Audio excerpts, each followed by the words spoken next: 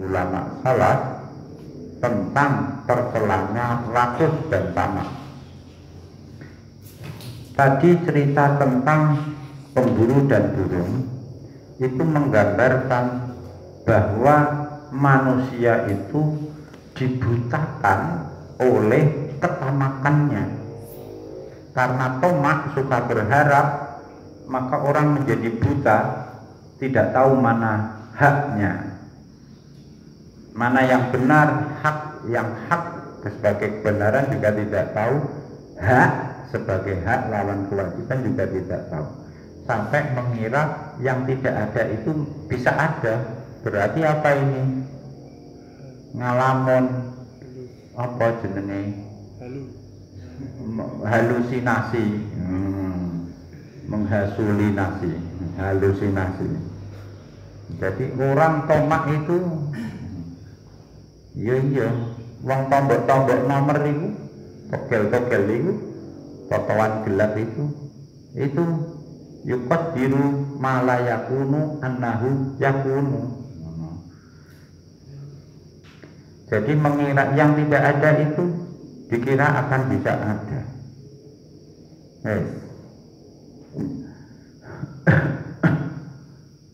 Rojak atau tomak dalam hal ini, tamak itu berarti berharap dari orang lain, itu adalah tampar di hati kita dan menjadi belenggu pengikat hati kita. Kalau kita bisa mengeluarkan tampar rojak, tomak dari hati kita, maka ya kita akan berjalan leluasa. Memang ini kowe iku nek duwe karet, duwe ambisi, mesti gak nyaman. Melangkah itu tidak nyaman. Ya itu contoh canom lah ini.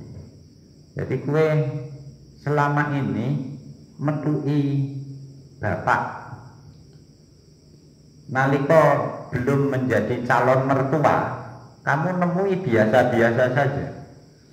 Tapi barang iku kowe mulai naksir anake, metui maratuwa kok grogi-grogi kabeh. Padahal ya ana yane ya ora apa-apa. Barang kowe ngesir anake, ndak ya mulai ketok patake wah grogi ngono. Soalnya apa? Ana tomak iku apa? Itu ya kan gawan itu. Makanya tomak itu hilangkan dalam hati supaya kita hidup menjalani hidup itu ringan, kaki kita tidak terbelenggu. Harun ar-Rasyid didatangi oleh Abu Muhammad al-Yazidi. Harun ar-Rasyid itu khalifah Bani Abbasiyah ya, yang terkenal bijak. Sampai bijaknya mendunia, melintasi batas apa? Bangsa, peradaban. Wong ketoprak-ketoprak Jawa kadang ana temane Khalifah Harun ar-Rasyid. Padahal itu momen ketoprak. Saya ngonangi nonton ketoprak itu tahu lakone yo bercerita di tanah Jawa tapi nyebut-nyebut aku baru lunga. Seliramu sapa ndi? Ngono seliramu bareng. Aku kok telatah ana ing negara Baghdad ingkang kapimpin dening panjenenganipun Agung Khalifah Harun ar-Rasyid. Ngono ketoprak iku. Ning kondang meneh. Nah, Harun ar-Rasyid sedang memegang kertas bertuliskan emas. Terus begitu datang si Al-Yazidi noleh, Harun ar-Rasyid noleh kepada Yazidi sambil tersenyum. Wah, tersenyum penuh makna. Al-Yazidi langsung tanggap, wonten napa Khalifah ketingale kok ada yang menarik, angsal postingan nopo, share-sharean nopo lah gampangane cara delok HP dan terus ana guyu wonten share-sharean untuk link nopo jenengan. Iya guyu. Iya deh, memang saya sudah dapat 2 bed ini. bait ini menjadi pedoman hidup Bani Umayyah. Daulah sebelumnya ya, penguasa sebelumnya. Bagus ini dua bait ini. Terus saya kok ingin nambah satu baris bait itu. Bait pertama, idza subbabun anta min duni hasatin fadhu li ukhra yang fatih lakabaduha. Kalau kamu berharap sesuatu mentok, pintunya sudah terbuka, tinggalkan saja. Cari hal lain melalui pintu yang lain. Ya. Wes ditolak cah wedok, cinta ditolak, dukun bertindak jadi. Jadi pintu, ada satu pintu, satu tertutup, ya kebutuhan kita yang lain penuhi melalui pintu yang lain. Karena apa? Karena kantong perut kita itu ya hanya segitu saja. Tidak perlu cari yang banyak-banyak.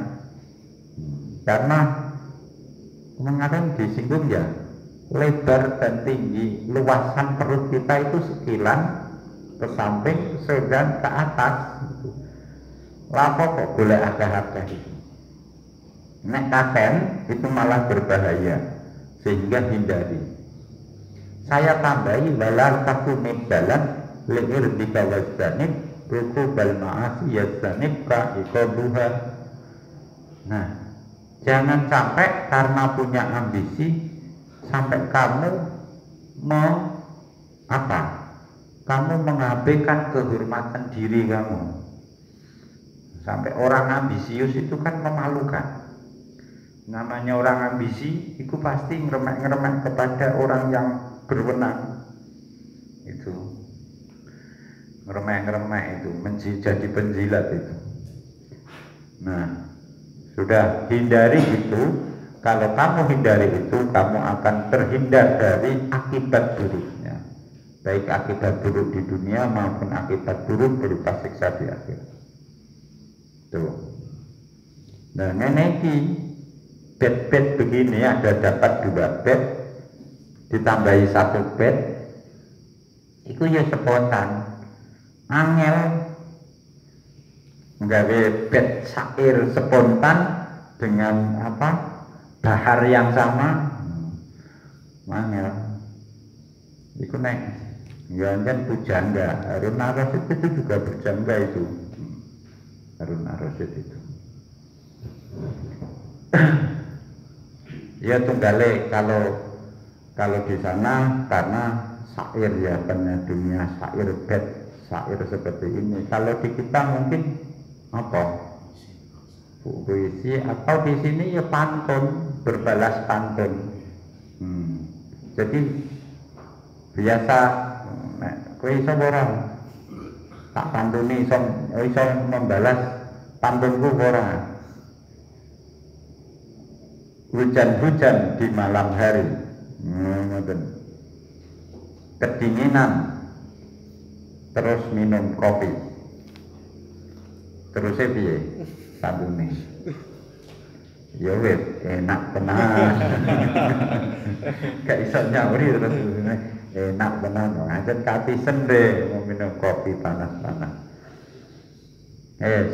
Abdullah bin Salam kepada Ka'ab bin Ahbar bertanya, ini junior tamasih tanya kepada senior, wong sama-sama ahli kitab yang masuk Islam.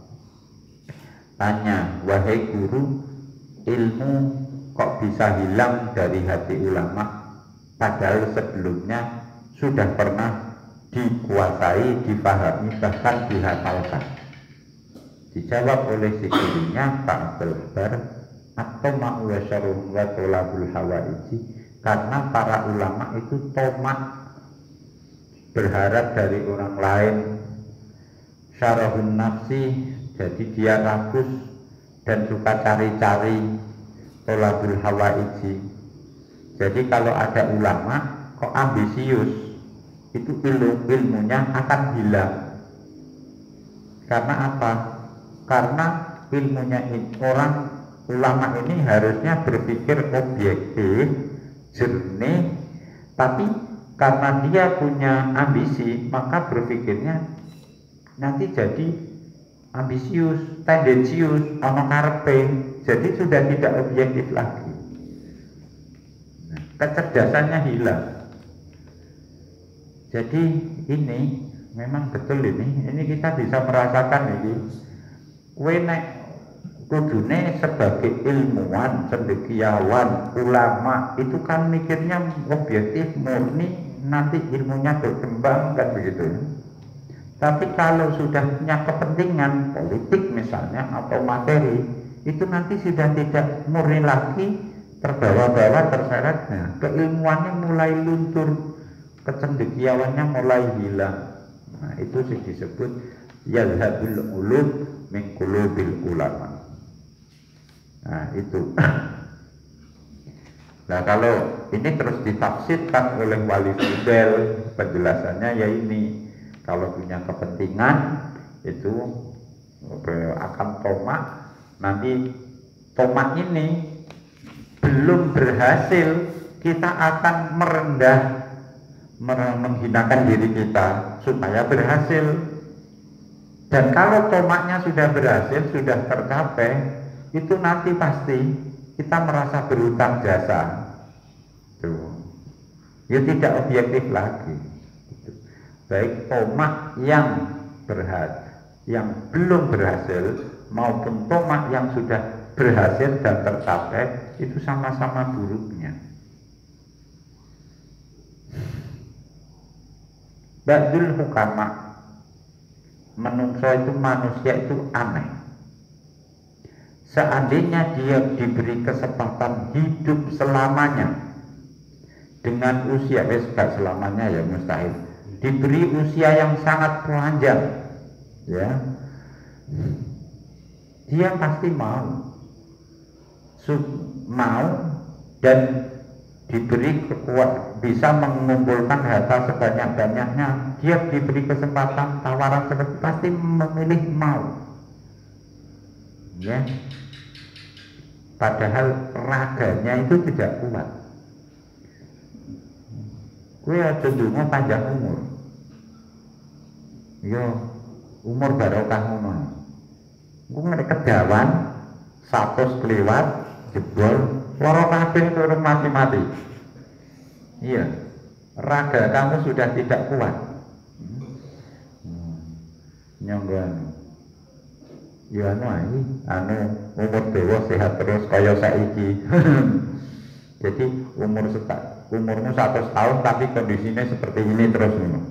Itu jenenge apa mau? Dari Imam Ghazali. Apa? Yukot biru malayakunu anahu yakunu. Itu menganggap hal yang tiada akan menjadi ada. Itu jenenge tomak juga itu. Nah, manusia itu anehnya, raganya tidak kuat untuk menanggung keinginannya. Ditawari masih mau dia. Padahal loh ya, yang dikumpulkan itu seandainya punya harta, yang bisa dinikmati juga sangat terbatas. Dan punya kekhawatiran nikmat yang didapat itu hilang. Kowe bawa sepeda motor ini kan kepikiran. Wah, iki duwe sepeda motor mbek apa? Grand apa dong? Iki mau apa? Jupiter iki. Mbek Jupiter bayang, itu masih khawatir hilang kan. Kita itu kepikiran harta benda kita itu dua hal ancamannya. Kita hanya bisa menikmati sebentar, nah, kita khawatir itu akan hilang, tidak kita miliki lagi. Kemarin sudah dijelaskan lah afatul mal itu ya. Jadi punya harta itu tidak enak itu, tidak enak. Lah enaknya dia orang duwe yang kertas buka ono.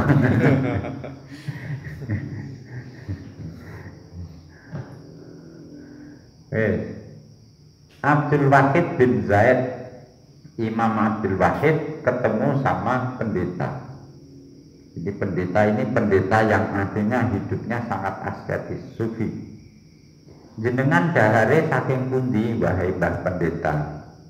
Saya makan dari lumbung milik Allah yang sudah menciptakan penggilingan sekaligus barang yang digiling, sambil menunjukkan gerakan. Oke, jenengan dahare saking pundi? Ya sambil menunjukkan gigi geraham. Nah, apa ini maksudnya, isyaratnya ini? Rohayati ya mangan sakduke maksudnya. Pendeta ini cerita saya makan sedapatnya gitu ya. Tuh. Di tangan orangnya ya ora mangan.